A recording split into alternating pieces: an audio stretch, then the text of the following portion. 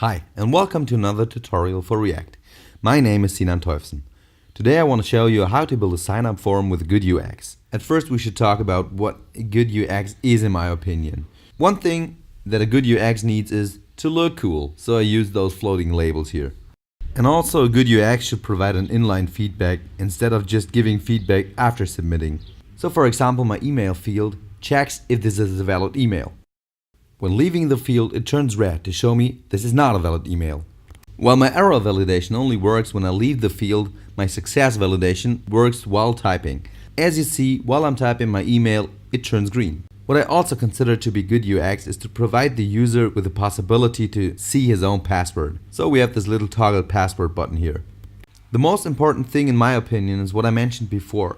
The error validation of a field should happen when I leave the field. So for example, if I enter my password into the repeat password field, I shouldn't instantly be provided with an error that this is not the same. I hate this, I'm just not done yet. So please, little field, wait for me to finish my input and then tell me if I was wrong. And one last thing that I can do when I have this kind of inline validation is that I have a disabled submit button here. It enables as soon as all fields are valid. Let's see what our raw code looks like. Again, I prepared a pen giving you all the HTML markup, so you find the links below the video. As you see, the floating label is part of the CSS, so it is working currently, but it isn't smart. So if I type something and leave the field, it will return to its default.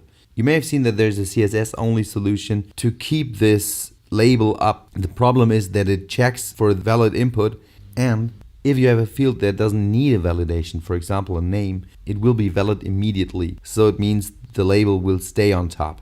We will create this behavior in JavaScript. So as you see, nothing else is working. Let's get started by creating the actual code.